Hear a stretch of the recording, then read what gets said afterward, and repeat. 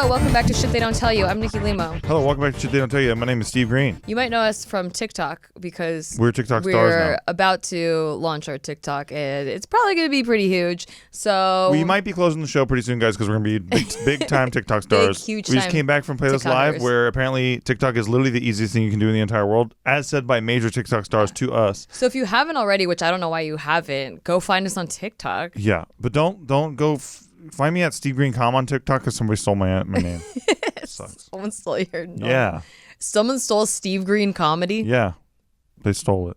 That jerk. And they didn't have a picture of me there. You should have been at Iceman on TikTok. That would have been more That's pretty good. That might be taken. I'll see after the show. All right. Okay. I don't know what to call this episode. And to be honest, I'm a little nervous because it actually means something to me. And it's more vulnerable. Yes. And it's not like ironic and detached like you're supposed to do on a podcast. Not on our podcast. Well, you're supposed to do that. I heard. We don't fuck around like too much. if I say something that means something, then it opens it up to being attacked, and then I cared too much, and then I lose. True. But if I'm like detached from everything, then it's like I'm really cool. You can't hurt me. Got it. Yeah. So you're gonna be the first one today. Yeah. So I'm gonna do it completely wrong, and I'm gonna open up about a subject that I think might help people out there who need to hear it or want to hear it. I also recognize that this might not be for everybody. It's information that I don't know if everybody is open to receiving. We don't know if you're ready for it. I don't know if you're ready for it. And we don't know if you're ready to pay for it either, but you might not be ready to pay for it. Well, I'm not asking for any payment. Oh, I see. Okay. Yeah. It just sounds like one of those things. Oh. I don't know if you're ready for it. It's $3,000 to join. That's right. But not everyone's going to be ready for it. Listen, you're probably not ready for it. And if you can't afford $3,000, then trust me, that just means you're not willing to take it seriously. You're just not serious about this. If you're serious about it, then you would understand that the money is an important aspect of it. I can't even. Such a good sales technique. I love it. It's so good. Oh my God. A salesperson called me today. Anyway, that's a different topic. Yeah. I'm going to get on a tangent. This is a deep topic. It's going to take some time. But I get a lot of messages. We get a lot of messages. We get a lot of questions from you on our Q&As. And a lot of people are looking for, like, how do I find happiness? How do I find success? How do I balance life? And I feel like, okay, I'm not an expert, obviously. We don't come at you as experts, but this show's been all about speaking from experience or pulling from experience and just trying to give you our best of what we've learned and whether it be good or bad. Exactly. To help you avoid making mistakes and help you, maybe lessen the learning curve. We only come at things as experts when we're experts. Like, I'm a certified scuba diver, so I'm an expert on the subject of scuba diving. And so any questions that anyone has about scuba diving, you can shoot them my way, and then I will obviously have an expert opinion. Is it at Steve Green Comedy that they should shoot your way, or at Steve Green Com? Because I'm not sure. Either one pretty much works. Okay. But on TikTok, definitely you want to use that Steve Green Com. Thank you. With all your scuba questions, thank you. Okay, so I'm going to get into some stuff. And so the reason I said that not everybody might be open to this is because it's just it's a more non-traditional way of thinking. And to do that, you probably have to shift your mindset a lot, especially if this is the first time you're hearing information like this, or if you weren't raised to think this way, because a lot of it has to do with energy and how all of us are connected, and it takes rewiring because it's not the stuff that you learn in school, because it's the shit they don't tell you. How come people think that soulmates and stuff is real, but then they also think that, like, manifesting something because you really want it to happen? A lot of people don't think soulmates are real. They think but a lot of people logically the ratio of people in this world, like, there's more than one person for you. Yeah, but hella people do think that. But then they're the same people that don't believe in manifesting? I think there's a lot of crossover. Okay. I do. There could be. There could be a little Venn diagram. I think there is. Yeah, okay. One thing that's really helped me, and I feel like lately I've felt consistently more happy, like on a consistent basis, rather than like as fluctuating up and down extremes, which had been my old norm. And I think a lot of it has to do with some of these things, which I learned a long time ago, but I feel like it takes a lot to learn, or it's easy to learn, but it takes a lot to implement. Okay. And I think that just recently I've been able to implement it more consistently, and I've noticed huge results from it. So I'm going to share that with you. There are, I believe, 8 areas of life that need to be in balance. And if you think of them, and I pulled this analogy from a guy named Alessandro Gianetti, who you can look up, take it or leave it. he has a lot to say about intuition and that sort of stuff, but he also relates it to science, and I really appreciate that. But there are 8 areas of life, and if you think of them like gas tanks, where like you think of like the levels that they're full and not full, and when they start dipping, you need to refill them, right? Each area has their own tank that you need to refill. So the areas are 1, mental, which is like reading, self-love, things you tell yourself. What do they need to be filled for exactly? Oh, to be in balance. Okay. Yeah, so to have a complete life balance. Okay. These 8 areas are the things that you should take into account daily and kind of like gauge how full or empty they are and whether they need to be filled. And having a good life balance just feels like what? Well, I'll get to that. No, I know, but I'm just saying because you've been talking about this for a sec. Oh, okay. And I'm just trying to understand what you're getting at. Oh, well, I kind of led with how people are asking, like, how do you find happiness? And Okay. I do believe that it's through balance. Cool. And I think that a lot of times the mistake people make is they think like, oh, if I just make enough money, then I'll be really happy. Or if I just find that relationship, then I'll be really happy. And not realizing that all of these different areas are so connected that a lot of times once they find this money, like I know a lot of people that have achieved what looks like financial success where they make a lot of money, but they're still not happy. Yeah. And they're wondering why. It's because when one area is low, and I'd say under 70%, if one area dips below 70%, it starts to affect all areas. So if you're not having luck in love and you're like, oh, well, I just won't pay attention to that, I'll just go work on my career, and you're just like going towards your career, the lack of love and relationship stuff is going to directly affect your career. And if you look at your own life, I bet you can think of, like, if I say family, has your family life ever affected your financial life? Has your financial life ever affected your passion and joy life? Of course. Okay, so that's how these are all connected. Got it. That's awesome. Okay, great. So you ready to hear the 8 areas of life? Let's go. Okay, so 1, as I was talking about before, is your mental. So that's reading, self-love, affirmations, the things that you're telling yourself. So you're telling yourself every day. Also education, like that kind of thing.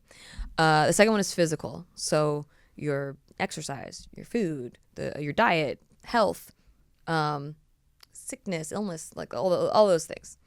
Next is spiritual. So reflection, gratitude, meditation, your connection to your inner life and your inner world. 4th is vocational. So that what you do for work, your career perhaps, or just the job that you're doing for work. The 5th one is social. Wait, is that 5th or 6th? 5th. Social, which is like your friends. The 6th is relationship, so dating and that kind of life. 7th is financial, so money, investments, credit, health, cash flow. And then lastly, number 8 is passion/hobby. So whatever you create from joy, or like pure joy, like what makes you happy with nothing else attached. It sounds like I'm designing a video game character with attributes. True. Yeah. Well, if you think of your body as an avatar for your soul, then maybe you are. Oh, shit. Yeah, write that down. There's some shit I just came up with. Damn, I was just trying to do a bit real quick. And and I just hate you with some fucking truth, bro. Some Truth hammer. Bro. I'm a truth slayer. That's what I do. Damn. I slay the truth. No, but so when you look at all of those 8 areas, I feel like a lot of times we're only focused on 2 or 3 of them, and we think that that's the metric for success. That if we just like get, the financial up, that we can be happy. And really, it's a balance of all of these. And I think that's where the misnomer comes in of like people thinking, money equals success is that. And then when they get the money, they're like, why am I not happy? Yeah. Is that it's true and false. So it's like you do need money to, money helps. Financial freedom helps to focus on the other things too, like helps you to be able to have the time to invest and grow the other things. It's a great roadblock remover. It's there, right? But if you're just focusing on the money, then that's not it. That's not where it's at, fam. This ain't it. Love it. And I talked about how some people who think they're lacking in one can make up for another, and that's not really how it works. You need all of them to be in balance. So I'm going to use the money example again because I just feel like this one is the one that people tend to look at. Yeah, they fixate at. Yeah. And it's true when you look at big figures in history, anyone who's ever made a huge impact and like changed the world, when you think of like leaders like Jesus, like Gandhi, you know, like big world changers. Paul McCartney. All of them, sure, had Prince.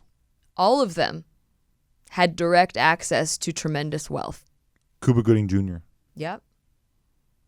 Couldn't agree more. I don't know if he changed the world, but he changed my world. Did you see Jerry Maguire? Show me the money. Show me the money. Well, he did probably have access to money. See? Yeah. And that's all he wanted. Yeah. That's all he wanted. But I'm talking about like a lot of times people think like, well, my mission isn't money. You know, my mission is to change the world, and that's great. But all people that have changed the world, if you think about it, have had access to a lot of wealth. And it's so true too, because Cuba Gooding Jr., all he wanted that whole movie was money, but at the end, all he wanted was his wife, aka love. That's okay. Deep. If I start thinking about that, I won't be able to finish the topic. Oh, okay. So I'm gonna side shift back to money. Okay, but also he said Quan a lot too. Okay, cool. Okay. Maybe I'll check that out later. Okay, cool. All right, sweet. So I think that the thing about all of these topics, but we'll just go with money, is the deep beliefs held on that area. And this is what I feel like takes some time to change. And by all means, if you are in a perfect situation, your life's great, like you don't have to take any of this advice. I always look at it as like take advice of people that you like want to be like. So I'm taking this advice from people that I've wanted to be like. I like their financial situation. I like the way their lifestyle is, all that stuff. Well, there's also something to be said for why do rich people still work? Because like, how many times have we seen like, why is Tom Cruise doing another movie? Right. You know what I mean? Like, because he gets to work on his passions and hobbies. And fulfill a part of him that doesn't get fulfilled, but is just sitting somewhere with money. Totally. So with money, like really take a look at how you treat money and what you believe about money, because I feel like that oftentimes directly relates to the situation that you're in. So people that think that there's always a lack of money, they have this belief that there's not enough in the world. And a lot of that comes from how they were raised or how, maybe what their parents would tell them, or like maybe the neighborhood they grew up in, or what people said around them all the time, developed these beliefs on how they feel about money. And if you think about money as a person, it kind of changes the way you would treat it. So if you think of it as like not what can money do for me, or why is money not there, and getting angry and frustrated. If you thought of that as a relationship, and I was yelling at you for never being there for me and getting angry and frustrated at you, you really wouldn't want to be there for me. Oh, no way. You probably would leave all the time. Well, not to mention my old friend Money back in my 20s, in my early 20s, my old friend Money was just a guy that I hung out with once every 2 weeks for a weekend. Yeah. And then he was gone every Monday. Yeah. And I was like, damn, dude, it's so fun on Friday when he comes over. I pull him out of the ATM and we have a great time. And then on Monday morning, I'm like, damn. He's gone and you don't know when he's coming back. And I don't even know what I did with him the whole weekend. Right. I'm like, what did we do, Money? I don't even remember anything we did, man. And that's a big thing, too, because I think there's a lack of respect for money a lot of times with people that are like the people that are constantly complaining about not having any. There's a lack of respect towards money, because if you really respected money, you wouldn't just spend it on everything. Dude, how about, when I used to get my tax return, yeah, I'd get like, say, $1,500 or something. I would blow through it quickly. Yeah. And that's partly due to the lack of education in money too. Absolutely. Like they don't tell you how to manage money in school. They don't tell you what to do with money when you get it. It's just this fleeting thing that's like, sometimes you got it, sometimes you don't. And it's like, that's not how it has to be. Exactly. If I took one of my tax return things and put it into Bitcoin in 2011, I'm a multi-hundred millionaire right now. Yeah.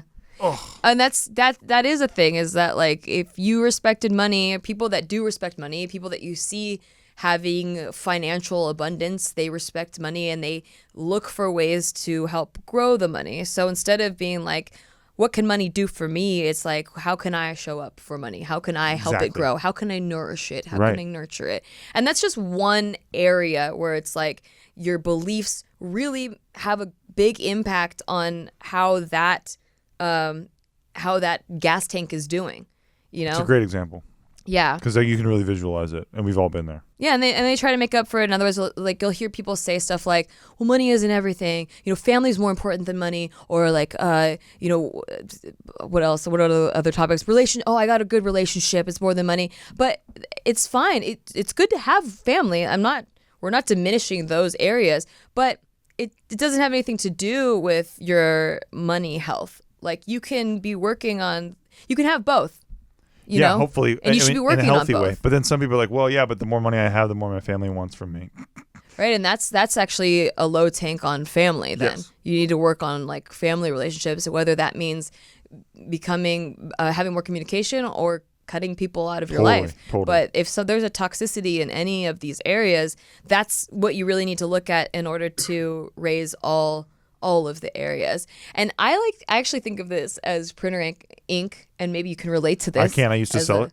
Person that used to sell at the job computer that I ink. used to get my tax returns at. Yeah, so when you look at your printer, or like I have a color printer, and it will tell me like, oh, your magenta's low, and it's like, I don't fucking need magenta. It's a big problem. I'm like, whenever I see like cyan is low or whatever, how do you say that? Cyan? Cyan. Yeah, whenever I see it's low, I'm like, I don't fucking need that color in my life. You got a big problem. I got black, okay, and I use black more than anything. You know, it's printing out all my legal documents, all this stuff. Oh yeah, you're gonna print a line. You're gonna print a line graph with black ink, because guess what? Your line graph relies on color in order to visually show how the progression of the graph works.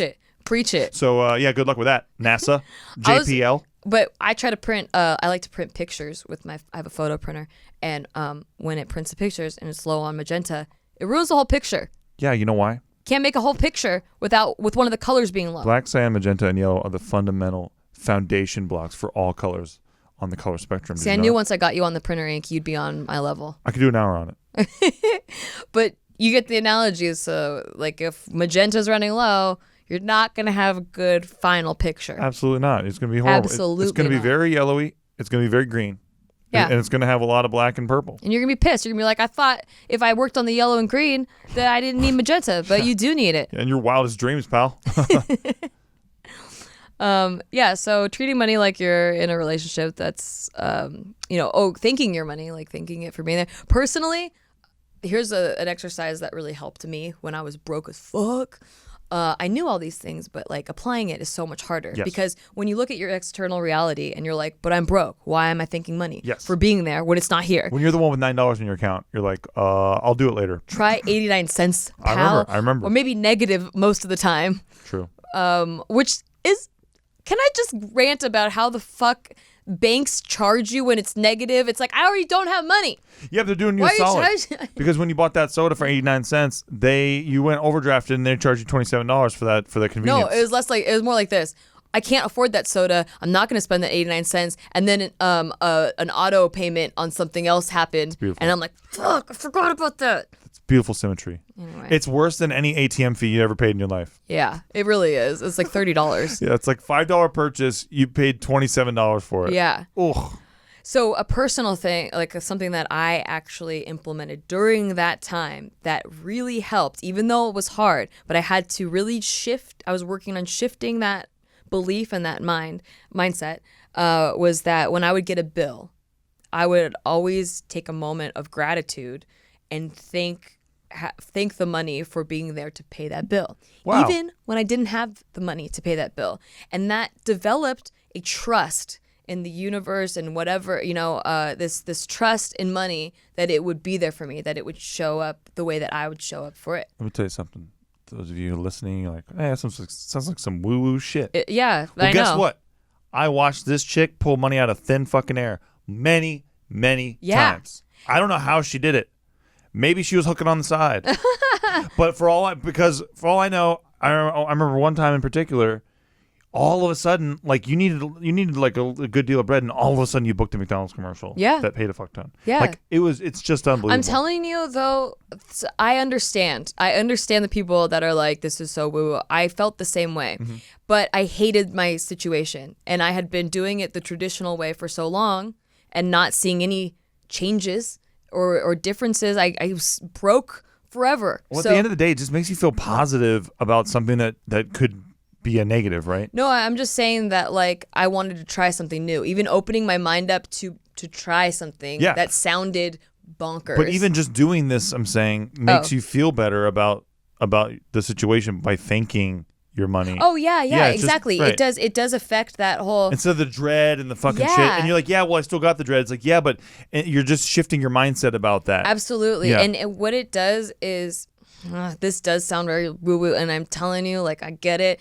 You just have to go deeper into this. But it's all energy, right? It's all frequencies. So abundance and all these positive feelings are on this frequency. Money, abundance, everything that takes care of you, safety, comfort, all this stuff is up here. The fear and lack is all down here. And if all you've ever been plugged into all your life is this fear and lack because your parents were scared all the time about the credit card bills, or they told you that money is evil, or like you were always worried about whether or not you could pay rent, you've been living on this lower frequency. So obviously it's hard to shift. You're a self-fulfilling prophecy. And dude, I used to work with people like that, and you did not want to work with people like that. The negative people who brought everything down. Yes. So like when somebody's like, well, wait a minute, I'm gonna shift my mentality and all of a sudden I'm gonna make money. Dude, literally, I've worked with people who were this negative and they got filtered out of the company quick. I've worked with people who had good energy, and when you're around them, like they're fun to be around and shit, they got promoted up the chain. So like it's not that woo-woo, really. Right. It's like when you're in Vegas at the craps table and everyone's having a good time and everyone keeps winning, right? Yep. We're winning. Everyone's having a great time. Yep. And then this one person comes Dark and stormy and they're person. just like,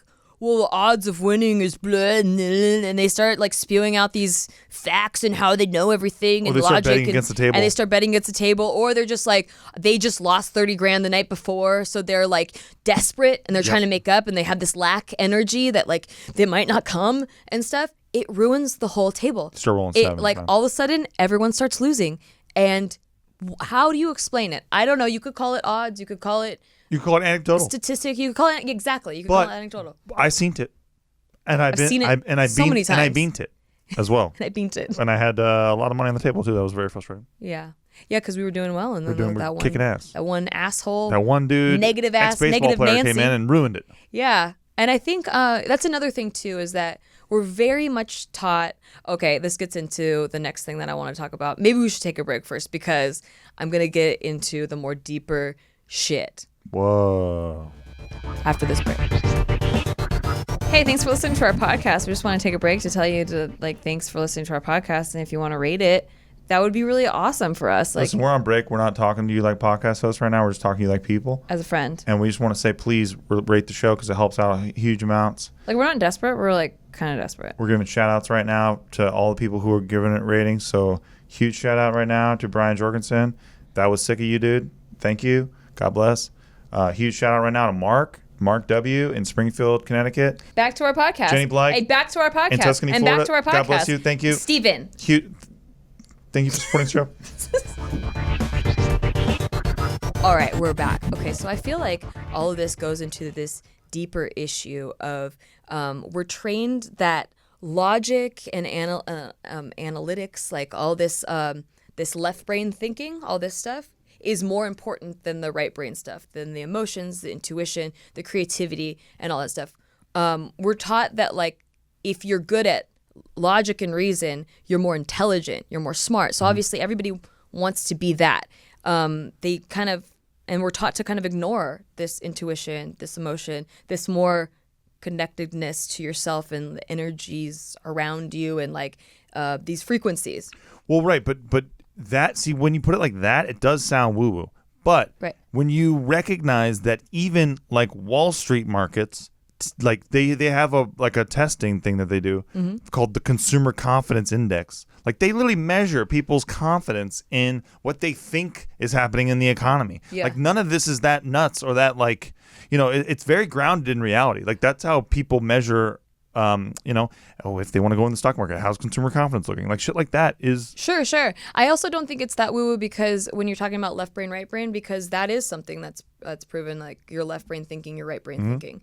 And it is in school and the way that we're educated in math and science and all that stuff, very important. I'm not saying that left brain is not important. I'm not diminishing that at all, because it is important. But this creative side is often like valued less, you know, and that's why a lot of artists didn't do well in school, and like, you know, you hear people, creative people that are innovators, a lot of them didn't do well in school because they were operating more from the right side. And I think if you operate too much from the left or the right, then you're not in balance, and it's not smart to do that.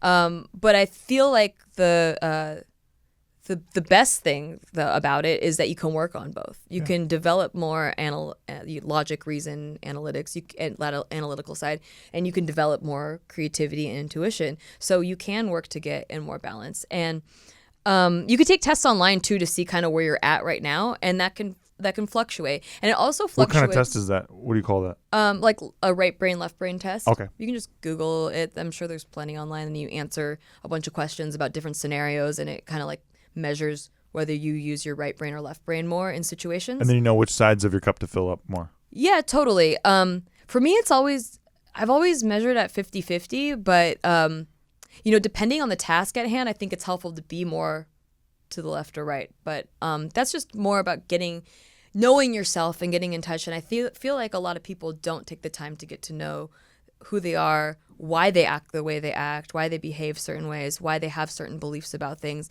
And so I wanted to open the door up more towards that. Hey, lots of people think that meditation and therapy is corny. I mean, it has been a stigma for a very, very, very long time. I feel like only recently has it been a little bit more accepted into the mainstream that, hey, maybe we need this. Maybe we do need to work on our emotional intelligence. Yeah. Maybe that is something that should be valued just as much as IQ. They're calling it EQ. Yeah, I mean, maybe it's not weak to talk to somebody about how you feel about something. Exactly. Yeah. I also think that, well, I don't think that, but there's this thing called the law of averages where you become the average of the 5 people you spend most of your time with. For sure. In all of those areas. So whether it's financially, socially, physically, you start to become that. I could not agree more with this. It is absolutely true. Yeah. So I think when you look at your group of people that you spend the most time with, there should always be someone that's a little bit like where you aspire to be, and then a little bit like where you're helping them. And so if you're the smartest, richest, fittest person in your group, you're kind of in trouble because you're just like going to get dragged down by your group. But if you have a kind of balance of people in your life, I think that's the aim to me. Okay, so motivation for filling these areas, because I feel like sometimes people will acknowledge like, yeah, my financial cup is really low, or like my relationship cup is really low, but they don't know how, or they're just not motivated. And especially the older you get, I feel like the more these beliefs are ingrained, the harder it is to implement change or to like work towards it, and or you get frustrated more easily. Feel like more stuck. Where you're like, well, see, I knew this wouldn't work. Yeah. You know, you start to appreciate money and be grateful, and then you get into a little bit of debt, and you're like, wow, why did I even believe that could work? Right. You know, and I think that if more people thought about their why, bless you, their why, their purpose for being here, instead of surface things like status and image and money and like the surface things, I think it would change their life. Because once I stopped working for money or numbers or views on YouTube or whatever it is, and instead made all my decisions through the lens of purpose and my reason for being here, my life shifted tenfold for the better. And I made more money than I ever made. I attracted what I feel is the perfect life partner. Hell yeah. For me. Hell yeah. And then on the contrary, when one thing was all off kilter, like my mental or physical health, it hurt those other areas. Sure. It hurt money. I spent a lot of money to fix physical issues, like health issues, and I wasn't having as much sex when, you know, my social life got worse, like when those things were off. Right. So it's all this balance, but also working through that purpose. And it's not easy to like just know what your purpose is, but my why, which I felt like took a little bit to figure out, because I used to think like when I came to LA, I was like, I want to be an actress and I want to be an actor and I want to be in movies, and that's my purpose, to be in movies. Be in a show, in the shows. to make money, right. to be famous be or seen. whatever. I want to be seen. Yeah, but really what I found and that was fine, like that got me into LA. Yeah. When I got there Same. and started studying and started working on the craft and realizing what brought me joy and not. My whole purpose became super clear, and that was to shift perspectives in people and to help people live better lives and feel less alone through the vehicle of entertainment. Well, so far it's been the vehicle of entertainment, whether that's acting in a show, or if it's doing stand-up comedy, or doing or talking on this podcast. For me, it's trolling the living shit out of them. Sure, but to teach a point, right? Sure. So the point of all of it. Oh, sure. No, yeah, for sure. No, definitely. Yeah. Yeah, and so when I, even with acting, I feel like when I first joined, I just started, studying intensely on it. It's all about psychology and learning the behavior of people and why people act the way they do, intent, motive. You're not learning lines when you go to acting school. You're learning how to build a character with a different backstory than you. And to do that, you go research tons of what made this person in this social class act the way they do, and a lot of it has to do with childhood trauma, or the effects of trauma on people, the effects of family, social class, cultures, and you start learning about why all these different types of people act the way they do. And when you learn about all of that, you start to realize that everyone's pretty much the same. They were built the same. They just had these influences that made them different in external reality. Do you ever feel like people who were raised with parents who told them they couldn't do shit have an advantage in a way because it makes them want to fucking crush? I think adversity always, it can make or break you. It can make or break, really. So I think that's the fork in the road. Yeah, so I think two people dealing with the same situation could go two different ways. Yeah. I don't think it's just hey, it's an inherent advantage. I just, you always hear about the people with chips on their shoulders, the Tom Brady's who didn't get drafted. Yeah. Until the 14th round or some shit. And then he thought about it his whole career, and that made him to be the greatest quarterback of all time. Shit like that you hear from these big people like Eminem, who talks about how his fucked up family was and how it drove him to be who he is. And he even talks about in recent songs, or in all of his songs, that if he didn't have his parents being so shitty, that he doesn't think he'd be this guy. Are you trying to turn me on talking about Eminem? I'm trying to get late. It's Friday. Okay. But point being is that I find it, it's almost like you are provided plenty of fuel to burn at either end of the rocket. Yeah, you can use it as an excuse for why you never made it, right, or you can use it as to fuel. propel you into the fucking future, bro. Yeah, and those are two different types of stories that I found very relatable, and that's why I liked acting in the first place, was to tell stories, tell people stories, to learn about them. And I think when you really start to understand people is when you feel the connectedness, that we are actually all connected. And that's what everything I think boils down to, is that we think that everything's so separate, but and we're not. So I'm connected to Tom Brady. Yeah. But I fucking hate Tom Brady. Well, then you hate yourself. That's true. Yeah. I do partially hate There's a part myself. of yourself. Whatever you hate in Tom Brady is what you hate in yourself. Oh, shit. But I feel like, we're taught to think so logically and stuff, but when you're basing decisions off of security, or what you think is security, spoilers, nothing in life is guaranteed, but when you do it against your greater intuition is when people have regrets, or when people start to have resentment, why I did all the right things. Yeah, I resent this. Yeah, I didn't follow my passion because I was told that this is the way to go. Yes, I had a girlfriend's dad tell me that. Don't try to make your way in Hollywood. You're never going to do it. You're not going to sell anything. You're not going to be a writer. It's so hard. You can't do it. You can't get in the door. It's all a rigged game and shit. And it's only because he tried it and he failed. Yeah, I think the hardest part when you start to follow your intuition, or work on these different areas in a different way, a non-traditional way, is that there will mostly be people that don't understand you. And a lot of times it'll be people that are close to you. And that's the hardest part, I think, is doing it anyway. And I think that's why I'm trying to tell, I don't know if it's coming across, but getting so clear on that purpose, because that's where your strength is going to come from, and builds the rest of your life out. for example, when I decided to drop out of college, my parents were pissed. Yeah. They were pissed. And they're very smart people. I love my parents. I respect my parents. I think they're amazing people. I think they've always tried to steer me in the right direction. And to them, college equaled security and success.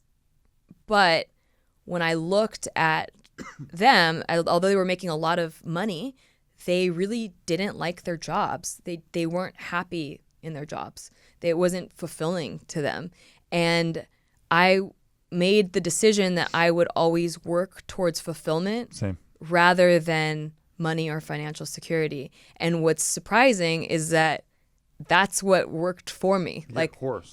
That's what created more financial success or, I think passion in general attracts like success. Yeah, what I'm saying? Well, purpose. Yeah. Yeah, purpose. Well, purpose is your passion, right? And then it can attract the success because you're passionate about it. And passionate means you care about it. It's what you think about when you wake up. It's what you think about when you go to bed. You're working on it constantly. And this doesn't mean that once you start doing that, like once I started pursuing my passion, I never had money problems again, or I never had health problems again. But it's a roadmap, and it's a gauge of all of these areas, and when one starts dipping, just to kind of focus more on it. But it's an answer to the question, right? How do I build success? This is a way to do that. Yes. That doesn't mean it's a permanent success. Yeah. It's just you're building a building that is successful. And then in life, you're going to want to build a couple of those. Yeah. And what I really like, I think I've mentioned this several times on this show, but we had Mark Manson in here. He wrote Subtle Art of Not Giving a Fuck. Yeah. And the other books, I'm blanking right now. But one of the things I really liked about him is he said, you're never going to not have problems. You're always going to have money problems or family problems or relationship problems. You'll just have better problems if you're working on them. Yes. And as you progress, like my money problems back in 2012 were I can't pay my rent. My money problems now are like, I haven't been building my retirement fund the way I want. It's a different problem. Yeah. It's still a problem. And when I'm 65, if I hadn't been working on it, it'd be a bigger problem. Dude, Martin Scorsese couldn't fund his own movie a couple years ago, the one that he did about the Catholic Church or some shit. Yeah. He couldn't even fund that shit. And he's Martin Scorsese. Yeah. Right? The problems do become bigger. Yes. But they do become less problems. And they have more to do with your passion and less to do with the survival. Right. And I feel like what motivates me though is I read a lot of biographies, and I read a lot of biographies of successful people, and 100% of the biographies I've read, those people were put in a position at some point in their lives, usually more than once, where they decided to trust their gut over the traditional census of what everyone else says is the logical, more sound choice. And I mean every successful person. You look at Steve Jobs, you look at my idol, Lucille Ball. Almost all these people, it's almost like they were hypnotized. Yeah. Like no is not even a word that exists on the earth. Yeah, they had a vision, and they had their intuition, and a lot of them very intelligent, very logical people too. But they trusted that intuition, which ended up being the right choice. Dude, Lucille Ball, Nikki was telling me about Lucille Ball. Oh yeah, I could do a whole episode. I've always admired her, but the deep story about Lucille Ball is fucking dope. I could do an episode on her. I know, we should. She's my hero. Yeah, she's amazing. But so a lot of times, what brings me down is I feel misunderstood when I'm always acting towards that intent and the intention of helping people or like making people feel less alone, entertaining people, making them laugh, making them shift perspectives, maybe. Mm-hmm. But sometimes it gets misunderstood a lot and I feel like the bigger that I get or the more I've been building, the more eyeballs that come, the bigger the hate or the misunderstandings or the campaigns against you will be. And I have been affected by it, especially recently, and that's just because I think it's new for me. But I don't think they could take the wind out of my sails when I hear about all of these people who went on anyway, and especially Eminem. Yeah. Especially Eminem talking about how like he was told he'll never be shit. He ain't shit. He failed ninth grade 3 times. Yep. And like even making it in that industry, which is predominantly black, and he's always had trouble with his skin color and on all of that stuff. Because he was like cast out. They were like, you can't do this shit. Yeah, and being told over and over again that you can't. But there's something within him, like he knew his purpose, like, and there's something within every successful person that I've ever read about or met in person that they just have this knowing, this purpose. And I think that everything starts with a knowing, and we all have it. We all have a knowing, and the proof is what takes time. The proof, and even if you look at science, like anything that's ever been proven scientifically or inventions, it's always started with someone knowing something or having a feeling about something and seeking to prove it. Yeah, seeking to make it a tangible form. It's almost a creative thought, right? It is a creative thought. It starts creatively, even science-wise, guys. Yes. Like look at the fucking way we got a rocket on the moon. Einstein. Right. So coming up with theories. And then you come up with the theory is the hard part. Yeah. Because that part is the original part that nobody's done. Creativity. Nobody's done. Yeah. Right? Then testing it, that's where shit gets also nuts. And that's where I'm talking about left brain, right brain. Yeah. Because right brain, if you need to be in touch with that creativity, that center, because that is, where all creation is from. Creativity, creating the tangible form, the tangible proof of it. This is God. We're high now. We're high. We're the level. People at 3 a.m. after the party's over, and we're talking about fucking life now. But it is true though. No, because creativity, dude, that's the springing step. Like for a lot of people, I was just talking to Timmy Delgado yesterday about favorite movies and stuff. And every time that you talk to somebody about their favorite movie and then you talk about a movie that they want to make, they almost always are somewhat describing their favorite movie, because we are all inspired by the things that we love, and we want to make our own thing that people might love. Yeah. So that's how creativity can translate like so well. And that's the interconnectedness too. And also like negative feelings like jealousy or envy or fear or whatever, a lot of times stems from like feeling that you're separate. Like if this person is experiencing success that you can't now. Yes. Like they took that piece away. There's less for you now. It is not an exclusive road. Right. Because we are all connected. So one person's success is part of your success. One person had to write that movie that you got inspired by. And, their movie had to become successful for you to find success in your movie that you're in. One person's success does not determine mine, or vice versa. Like a person's failure does not mean that I succeeded. Yeah. Like there's a lot of that out there though, and we've all done that before, right? Totally. Or somebody you don't like that much fails, and you're like, haha, good. Or like you don't want to help somebody because they might take your spot. Oh, there's a lot of that on YouTube. Yeah, a lot. Not a lot. More than anyone else. I love this quote, and I don't remember who said it. Sorry. But nice. A candle doesn't lose its flame by lighting another candle. Hey, it's beautiful. And I love that. Candle only loses flame if you drop it on the ground. Well, I don't know who said that. You could blow it out. You could blow it out too. You don't have to drop it. Oh, well, but that was a quote. I don't know who said it. Actually, it might make more flames if you drop it. Depending on where you drop it. I was thinking of a marble. We're going to rewrite this analogy. Yeah, we're going to figure it out. This metaphor. It's a theory right now. It's in theory. Yeah. But when we're talking about tanks too, I feel like my mental and health levels, and this is just relevant to what's going on today, my mental and physical health levels always seem to be lower in a political year. And I feel like it really is because of this interconnectedness. Energy. Right, because when you really get connected to that center and that intuition and that part of you that everybody has, if you just listen to it, when you really get in touch with that, you start to feel everything being connected, like the trees and the people and everything. And so when you also start to feel like the cruelty and the unnecessary anger. And so when people are fighting and that like it's unnecessary, it just becomes frustrating and depressing that you can't do anything about it. And so like in a political year where the whole thing is about placing blame on groups of people Yes. and getting angry at them, Yes. That's the game. I get so sad because I feel like if we just would be more seeking understanding of people that we might disagree with or that we've already placed a label on, that we could recognize each other's differences and use them to our advantage as a whole. I'm hearing you, but I also avidly have just started watching reality television with you. Yes. And I love to hate people. Oh, yeah. On reality TV. I don't want to see them as deep people.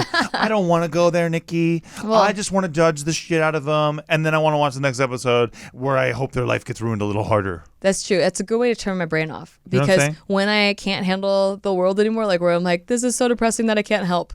I do like to just zone out and watch reality TV. But isn't that nice to know that that's how we're being judged too by some people? Totally. It's just that I'm a guy on the internet that some people don't like. It's yeah, fine. people don't think of those people as people. No, we're not people. Oh, and I'm not a person to a lot of people. Yeah, I have been labeled and decided upon, and so therefore I can not be anything but this thing that somebody has decided for me. People will decide what group I'm in based off of my gender and skin color too. So rather than getting bummed about it, I choose to find very funny that I am their reality TV character that they want to see the life burn down, right? Oh, especially like if I do stupid shit all the time. Like I mispronounce words or like I'll flub them. Yes, on purpose. Because not like one time on this show I called it a pseudonym or a pseudonym. Oh, that's right. Yeah, sure. Because I read a lot of books, but I don't have a lot of conversations with people. Like I don't. We didn't have many friends growing up. Yeah, I don't have very much social life going on. Yeah. So so I read a lot and I know the words. I could win them in a spelling bee. But sometimes I don't know how to pronounce them. And people will see that clip. They'll take that 2-second clip or whatever, and they'll be like, she's fucking stupid. Yes, wait a minute. And that's just what happens. Yeah. And I think... but they don't think about all the stupid shit they've said. Right. And that they're three-dimensional people, too. Yeah, because it's way easier to just throw labels on people. Fun. And it's fun sometimes. You feel a little sense of superiority. Yeah, just like reality TV. It's just a little bit fun. And it's fun when you're watching reality TV, especially because you feel ultimately superior to these people. Yeah. You feel like they're in the zoo and you're eating popcorn and ha ha ha. Like it really is like that. Yeah, totally. A lot of entertainment is like that. That's why they should be like before. Traditionally, there were characters in a show, so you weren't judging the actor, you're judging the character. Totally. But now it's reality TV where like, it's they are the person. Hey, tell it to the kid who played that bad guy in Harry Potter's. Harry Potter's or like Game of Thrones. Blonde kid, Malfoy. Yeah, and Game of Thrones. Yeah, and Game of Thrones. Yeah. They both quit acting. They quit acting. They're like, fuck this shit. Everyone on the street's like, hey, man, fuck you, Malfoy. And he's like, what the shit? My name is Tom but something. See, that's what makes me sad. He didn't even know his last name. I feel like the collective consciousness has not caught up with that idea. No way. Right? And it will take a while for that to happen. And that's why I feel sad, because I don't know how to change the collective consciousness, but I can at least like put things out there for people to perhaps think about. And that's beautiful, right? That's all I ever have done. Yeah. It's like, I'm just gonna put it out there, and if people like it, great. If they don't, that's great. Yeah. If the right person needs to hear it, if the right person stumbles across this and they trip on it and fall and it helps them, and that was for them. Hell yeah. And we're all connected, so it was for us too. That's it. But yeah, I think that like when you really want to get deep and like talk like about evil, I think that true evil is just convincing everybody that we're divided, like divisiveness. Oh yeah, and Joffrey from Game of Thrones as well. Well, true. Yeah, he should have quit acting. We should have him on the show. I would love to grill his ass about being Malfoy. Oh, how do you get? Or not being Malfoy, being Joffrey. Yeah, I'd be like, how could you? I mean, I would love to have a lot of people on the show. I'd love to have Marshall Bruce Mathers III. If you have any connects out there, that will never happen. I'm talking if the right person hears this and they could get him on the show. I'm talking about somebody we could actually get, Nikki. What? You think you could get? Oh, Joffrey's out there being like, damn, they just really undervalued me. He quit acting. He's trying to recover his image, isn't he? Ain't he? I don't know. I think he's we get him on the show. We'll do a whole Oprah thing with him. He's a delightful. We're like, man. hey man, you know what? We'll grill him about being Joffrey first. Be like, how could you do that? Remember those hookers you did all that fucked up shit to? Oh, he was fucking. How could you do all that? Awful to with those the crossbow? hookers. What were you thinking? And then at the end of it, we can all hug it out and be like, he's like, yeah, he can over-explain everything, and then, maybe it'll feel good. Yeah. Yeah. What areas do you, in your little tanks, what areas are you down on? Physical, I've been down on that for a minute since last July, but I've been working on it hard. You look good. You're so kind. I was watching a video of like one of our podcast episodes, and I even said this in my Instagram caption, but like I was checking you out because like, oh really? You look hot. Is this recent? Yeah, it was the one that just came. Or it was our 100th episode. Oh shit! Yeah. Well, thank you. Big shout out to Future. They've been helping me out with the physical trainings. We actually were sponsored by them on the show. Yeah, that's how we got that. Yeah. That's why I got an iWatch on, because it's not even my iWatch. It's not. It's a loaner. I love that you call it an iWatch. It's an iWatch. and Apple I makes watch, it. you watch, we all But watch. what's cool about it is that it sends him my vitals, and so he knows that I've been working out or not. Yeah, I love that. really Like during tight. the workout, it shows like your heart rate go up, Yep. so you can't fake it. It's accountability, bro. We're not doing a sponsor read No, right now. but we're talking about my body. Right. Okay, so thank you. You're very kind. You said I look good and good. Yeah, And you I'm do. feeling good, man. I'm feeling real good. Good. So it's exciting I stuff. feel like that tank is rising. It's like, rising for sure. I'm having a good time. I also cut my hair. I think that my hair needs to remain short forever. I like it short. Yeah. I don't like it longer. And a lot of people were complimenting you in my recent vlog. Yeah, they're very kind. And so, but that's my point, right? Is sometimes I let my hair grow too long, but then sometimes I'm like, oh, but I don't want to go to this place because it takes forever because they have like 2 people working there and there's like 20 people waiting because it's such a good hair place. They really care. That's why I like it. Better problems. Yeah, exactly. Better problems. Thank you. Yeah, because you can afford to go to a hair place. I know. It's So cool. nice. Well, I don't spend that much there, but it's still pretty cool. And I tip well because they're very cool people. But dude, yeah, no, that has been great for me. Physical, it bleeds into everything. Yeah. It bleeds into everything. And when you've been stuck into a sad phase for a while, Yeah. it really is like molasses getting out of there. Because then it goes into your mental, and now you're depressed, and you don't even know you're depressed because you're not checking in on that. And the hardest and then thing, it affects your sex life, which is your relationship. and the hardest thing, just like launching rockets, which is always my favorite references because I love space. Is just getting off that launch pad. That the first fucking boosty to get up. Yeah. That's the hardest part every time. And if really, you can get that part and just do that tomorrow or tonight, yeah, then you're already on your way. And that's where I was talking about shifting mentality, like the way that you're thinking about something. Like when a bill comes in, to this day, when a bill comes in, I'm like, I'm so thankful I have the money for this bill. Right. And I get like actually excited to pay the bill. What if you don't have the money for the bill? What's the strategy? I go, I'm so thankful I have the money to pay this bill. I see. Yeah, I'm excited. It's same no and matter then what. it comes. Like I don't know, like what you were saying, like comes out of thin air. I just have that trust, and I think that a lot of that is like, when you look at religious people and they talk about faith and trust, is I think the faith in something that I can't explain. Yeah. I can't explain how it's going to come to me, but I just know it will. Well, there's also, because I've been in this situation as well, you start to open your eyes more to opportunities that you maybe didn't even see as opportunities when you're doing the no shit. You know what I'm saying? When you're doing the when you're not trying to like I am thankful for the money that I'm about to get. I am thankful for the money that I'm about to get thing. Yeah, like you used to turn down prostitution, and then now you're like wide open to it. I'm very into it. Thank you. No, but that's the point, right? Is that it's really cool. Because sometimes I had been with people who maybe needed help, but I didn't really recognize that that's what they were getting at, but they were being kind of shy about it. Yeah. And so instead of me going like, hey, wait, do you want me to help you with that? And that turned into a money-making opportunity. I would have just been like, well, they don't want that because I'm not going to make any money in life. Like seriously, like you do just start to notice these small opportunities. And it's just a mental fucking shift. Yeah. That is very grounded in reality. I had that happen to me many, many times. Same. So when you realize that abundance is just there, like you just have to go like this. There are opportunities around you, and maybe you haven't seen them, but they've probably happened. And if you looked back far enough, you'd be like, oh shit, that was an opportunity. I didn't even see it as one. Yeah. So that happens a lot. Yeah, and there are many people that'll listen to this and be like, oh, it's because you had this, or you were privileged with this, or whatever.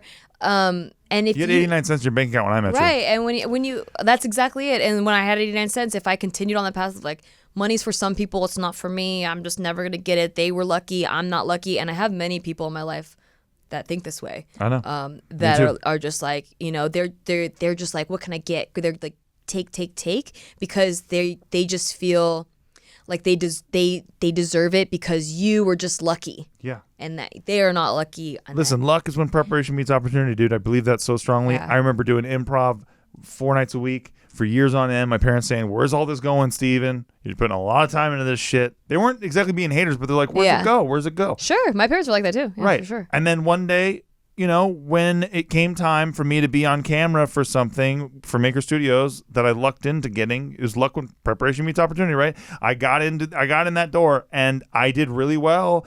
And well enough where they were like, we want this guy back, holy shit, and like that stuff. And then I started getting in a bunch of shit. So that's what luck is to me. Yeah. I did get lucky, but I was ready for it. Right. So that's again, left brain, right brain, is your left brain comes up with a plan. You're like, I'm going to do this, right? And like you went and studied writing, comedy, all this stuff. And then the right brain, like, is where the creation happens. Exactly. You know, the intuition of like leading you to those opportunities. Even right now, I just, you know, me and my writing partner, Mikey, we just wrote a script for free. We didn't know he was paying us. Yeah. We did that for free. Mm-hmm. I am now an accomplished screenwriter. I'm still writing shit for free because that's what you have to do. If you love something and you want to be successful at it, you have to keep going. Like that's the whole game. So you can't never be better than something. Just because you reach one station doesn't mean I don't have to do those bum gigs anymore where I'm writing for free. Yes, you do. You have to. You are the person in the driver's seat. You are the one who's going to get there to your destination. But to get there, you have to make the right and left turns. You have to go straight. You have to stop at the lights and keep going. Nobody's doing it for you. Yeah, and that's vocation versus passion hobby when you look at those two separately, because your vocation might not always match your passion and hobby, or it could match and you're just not spending as much time on the passion hobby part because you're like, well, I do this for work. Which happens to a lot of people. I only do it for work. Sorry. Yeah. And then it's like, well, I'm a chef because I liked cooking, but now I'm a full-time chef and now it's work. And so I don't even cook for joy anymore. Right. So that's something that happens where it could be out of balance. Exactly. And that's what we just did. We wrote this out of joy. It was fun. I had so much fucking fun. And that's what it should be about at the end of the day. I have so much fun doing this podcast with you. Mm-hmm. It's my favorite thing we do. It's my favorite thing that I do. Period. Creatively, like with same. I love this show. Yeah, I think we built something that I'm proud of and that I can tell anybody about and not even worry for a second. It's like when you can tell somebody, hey, I got a podcast, and you can listen to any episode of it and I'm proud of it. Yeah, it feels good. That's true. It feels good, man. I love our podcast. It's great. This is a great show. So please spread it with your friends. We had to compliment ourselves today. Well, no, it's just about taking. It's like what you're saying about our tanks, right? Yeah. I got those tanks full. I'm getting my body tank fuller. Yeah, because if one was down, if like let's say if the money one was down, it would directly affect your joy in creating something for free. Of course, because you'd be thinking it'd be so much more stressful.